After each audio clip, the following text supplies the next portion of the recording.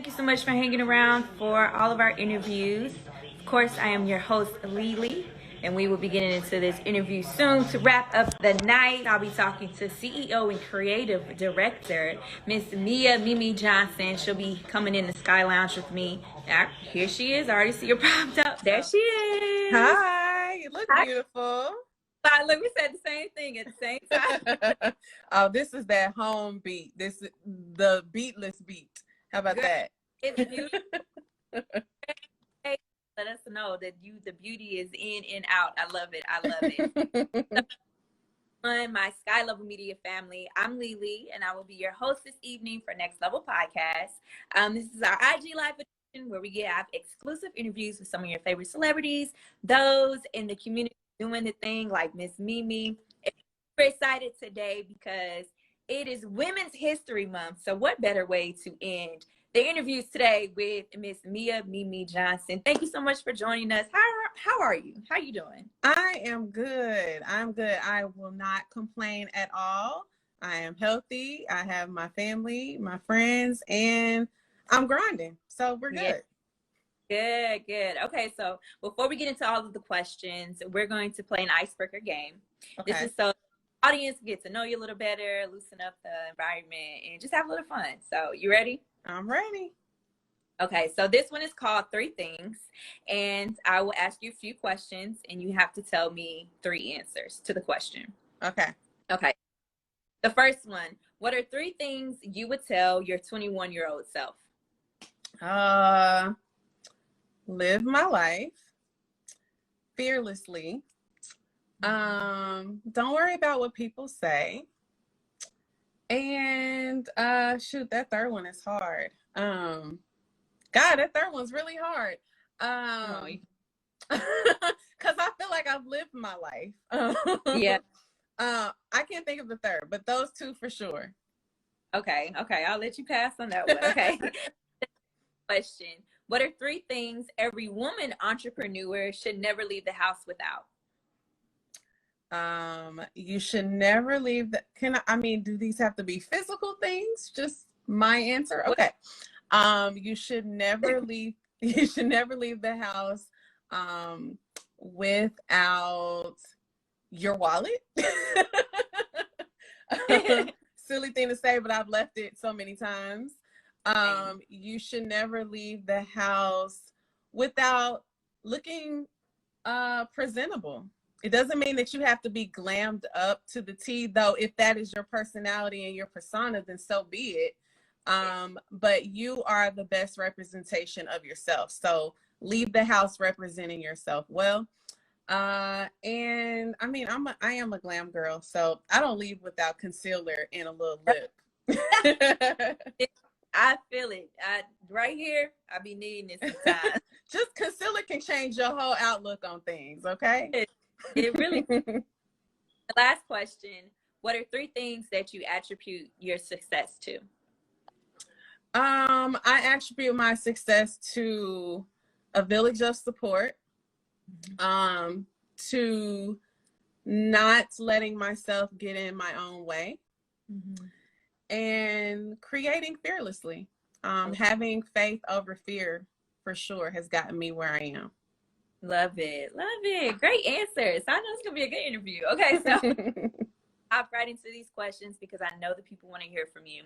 So your brands, Grind Pretty and the Glamatory, they're not just businesses, but they're also lifestyles. So what inspired you to start these two? So the Glamatory came first. Backtrack, I am a Midwest transplant, moved to Atlanta to go to college, CAU, HBCU. And I did what, I was told to do, or, go to college, get a degree and get a job. Did just that, degree in marketing, and ended up in IT somehow. And I sat there one day and was like, this just isn't it. And I've always been creative, and I had some bad experiences in corporate America that made me look at things a little different. And I never wanted to be in those positions again. So I knew that I wanted to be an entrepreneur at that point. So got into makeup, became a makeup artist, been one for 14 years. Got a lot of great opportunities working in TV and film, celebrity, working with brands. And I had my son. Changed my world. So when you have a life-changing event happen, you start to think about not what's making you money today, but what's going to bring wealth, what's going to be something that you build upon, a product that you can have without, being in the service industry. I had to ask myself, what's the exit strategy? Yeah, I love makeup. Yeah, I love doing that. But am I going to do that for 40 years or 30 years or even 20? So the Glamatory was built after my son. I wanted to build something that made me feel great, right? Because I love doing what I do. I always had a passion for helping women. So my brick and mortar was that safe place, right? I created opportunities for other makeup artists, as well as the women that came and sat in those chairs. It became a safe haven for them too. We gave them the confidence to feel good on the inside as well as the outside, empowered them to even learn how to do it themselves. And then I also let other women host events at the Glamatory. Couple years in, I started getting a lot of questions on how I started my company, how I started my own product line, how I had consistent clientele, all those questions. I said, listen, why don't I just create a blog site called Grind Pretty and, put my resources on there, share my stories, share other women's stories. And then I thought a little deeper. I have a Rolodex of women CEOs in my phone who I've been doing their makeup, working with their brands, so forth. I built relationships with. Why not reach to some of those and come up with a way that I can help on another level? So the subscription box was birthed organically, and it was an experiment. I thought to myself, how can I put emerging smaller brands with some of the more noticeable brands so that the public eye might notice them and want that box, or they might say, I want to support and discover emerging brands as well. So experiment worked. We've been featured in a lot of major networks and media outlets. So yeah, both of them I'm still passionate about and have some exciting things coming up for. Yes. I love it. And you just touched on this really, but whether you know it or not, you do, as I could see by you explaining that you help women all over the world experience beauty, positivity, and high self-esteem, from you doing their makeup to someone buying your brand and putting it on themselves. So I can tell that you're aware of that, but how does that feel to know that you're helping women in this way? Because I feel as though America, or just even within our culture, they pin women against each other, and you hear about, women not getting the help they need or not being able to have mentorship. I've experienced it too, but what you're doing is just so beautiful. So how does that feel to know that you're in this wave of women who are helping other women in this way? Yeah, so I'm gonna answer this in two ways. The first way might not be the diplomatic way or the nicer way to answer this. But I feel like, women, especially Black women, we're built with this backbone. We're strong. We want to do it on our own, and we can do it. But I want to challenge women not to be so strong that we can't show vulnerability at times and that we can't help each other out. Short story, when I started and I said I'm gonna be a makeup artist, I didn't know anybody in the industry in Atlanta. I really started from the bottom, and there were a lot of women, even Black women, that I reached out to that didn't want to take my hand, didn't want to lift me up, didn't want to give me an opportunity because they thought, I'm not putting her on because she's going to take my work. And that always stuck with me. But instead, I was like, yo, I'm going to be the opposite.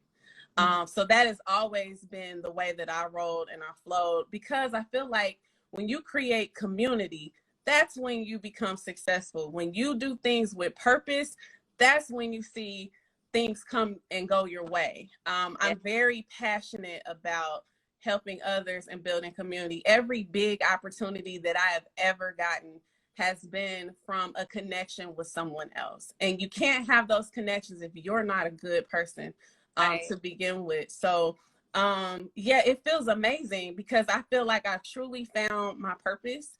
I've truly found the thing that works. Makeup for me, it was a stepping stone, and I'm still there in a way, but it was a stepping stone for me to get to a bigger platform to help more women. So it feels amazing to walk in your purpose and see things come to fruition from where you started from. Yes, I just love that. I'm like, I'm just so here for all of this. Now, a lot of you and the people who follow you and support you know that you've been featured on major platforms praising you as a CEO. So how did coming from an HBCU, specifically CAU, prepare you for the exposure and being a boss woman? So our motto is find a way or make one. And that has been instilled in me from the very beginning.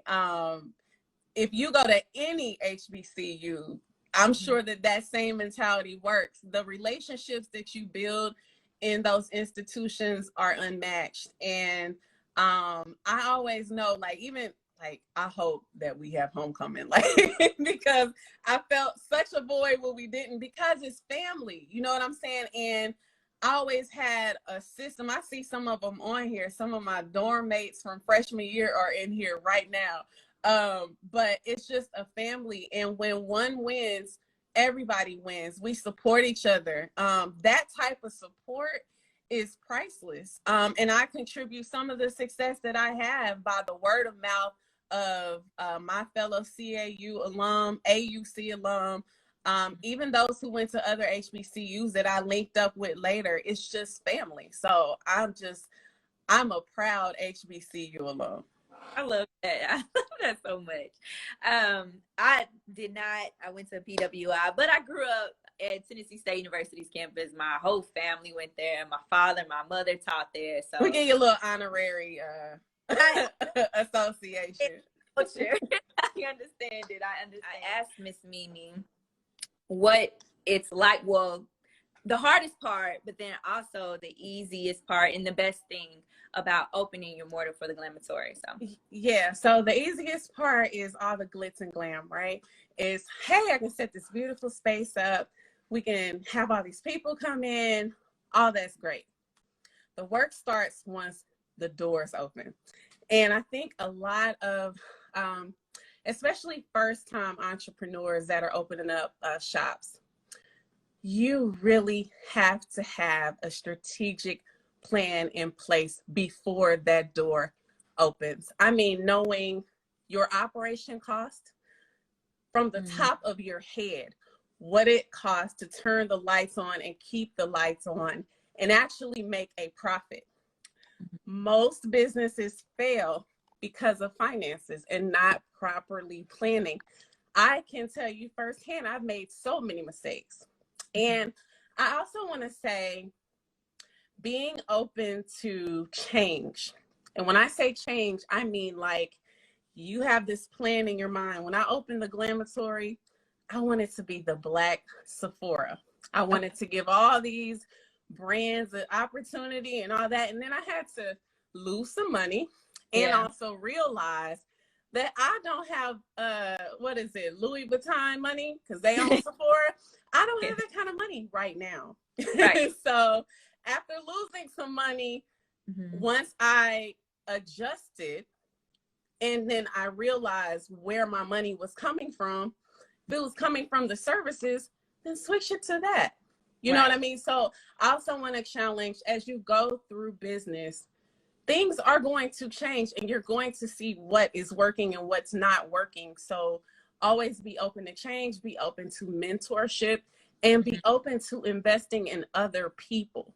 You cannot do it all on your own. I know many of us are Black women on this call and we're doing everything on our own, but you can't properly scale a business on your own. I had a call earlier with a mentor and they told me, Mimi, you need to think as a CEO and not a founder. That is a word. Okay. Think as a CEO, delegate, find the right people to have on your team, make those investments. Then you can see the return and not be burnt out after you've done everything that you're doing. So those are the pain points. The easier part is the the vanity part of everything. Everything looks good. She's getting this. She looks good on Instagram. It's the other stuff behind the scenes that has to be in order for you to be successful. Right, right, right. So with having that CEO mindset and, having to delegate different tasks to other people, how or can you talk about the importance of having a strong supportive team to help you maintain the success of your business? And obviously this is your baby. This is important to you. So how is it kind of releasing a little bit of control and, like I said, delegating it to certain people and trusting them with that process? Absolutely. It's hard, and I'm still working through that, right? But another mentor told me, you got to treat your business like a corporation, right? If you ever worked in corporate America, or even just observe from going to a website, there is an advisory board. Like, every person that has a business should have their own advisory board. And that doesn't mean that it has to be stiff titles. Like, if find people that you trust in different areas, right? So if I'm not the strongest in finance, then I'm going to find someone to be on my personal advisory board that's good in that area. If I were not good at branding, guess what? I'd have a CMO come in and help me on that side. So I think just going into it with a different mindset, having a CEO mindset is what you just said. And it's really being able, a leader puts together a team. And I know it's hard because when you start out, you don't have the capital, right? You don't have the capital to hire all these people, but start where you can. If you have $1,000 and you're doing it on your own, how can you flip that 1,000 to 10,000, right? You get to that 10,000, then you get on Upworks and Fiverr. Find a good intern is like a needle in a haystack, but it can happen. But just start with the small stuff, and then scale it up. Handle what you can handle first, and then you build. You don't have to hire all these people from the beginning, but I'm talking about truly scaling, right? So I think as long as you make things into goals quarterly, really just treat your business as if it were a corporation. Corporations have fiscal, they work off a fiscal year. They have the quarters. Every quarter there's a meeting with the earnings that come out. If you don't know how much you're truly making, how can you scale? Right. How can you continue to do business if you don't know what your bottom line is, and how much you even know to acquire a customer? Most people don't even go that far to even know what it costs to acquire a customer. So I just urge everyone who is starting a business or even been in a business for a couple years, maybe more, if you're not well versed in something, find someone who is, because that's the only way that you're going to make it successful. I love it. I hope everyone in his comments are taking notes, because you are spitting gems right now. And if you want to be an entrepreneur, you definitely need to write this stuff down. It's so important, so pivotal. So talking about handling and juggling things, how do you manage to push through on those days when you're completely burned out and you're not just juggling your business, but also life itself and family and friends? What do you do? Do affirmations? Like, how do we get through it? I'm a prayer. So I start my morning off. I start my morning off with a prayer and what I call a conversation with God, right? I'm literally talking, asking, praying, and throughout the day, I've learned that there are always things that are going to come your way. And I'm still homeschooling my kids. So if you can imagine, grind period, Glamatory, kid equals chaos. So what I do is I write notes. I actually, every single day in the morning, I'm like, all right, what am I going to accomplish today? Because I know that there's a million things to accomplish. You get lost when you are trying to do everything at once. So I try to make goals of, all right, I know I got to get this done, and this done today. Anything else is extra. If you can take on each day like that, start off with something, whether it's a prayer or affirmation, some, you know, I like my gospel, but I also like my trap. So trap music does a little something else when you need a little, you know, that gym music. So you know, if you, whatever gets you going, I'm big on candles, you know, so. I'm right here with you. Yeah. Whatever gets you going, do that. In the middle of the day, you get burned out. I always say, like, my golden time now, I'm old now because I was not a morning person. But I get more done before noon. Afternoon is like siesta. Like, I'm all over the place. So yeah, you know what works best for you. I just say make it a habit to start the day off in a way that motivates you, and get a couple things to accomplish that day. If you accomplish a couple things in the day, that's a good day. Yeah, I like that. I like that. So something big is happening for Grind Pretty in April. You're teaming up with Toyota to bring, I don't know why I said Toyota like that. Toyota. And where you from, girl? First ever Grind Pretty Fest. Congratulations. So tell the viewers a little bit more about this and what they can expect from it. Yeah, sure. So definitely have more to come in the details. If you're interested in finding out more, you can text Grind Pretty Fest to 75299. But it is going to be a weekend that's not like any other. This one's actually going to be 90s themed, which I'm stuck in the 90s. I love the 90s.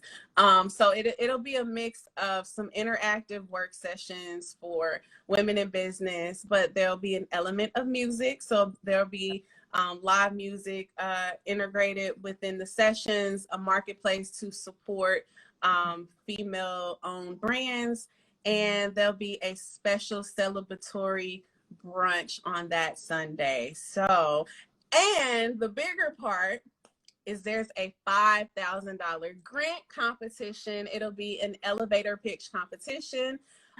So I cannot wait. That pitch competition is sponsored by Mayel.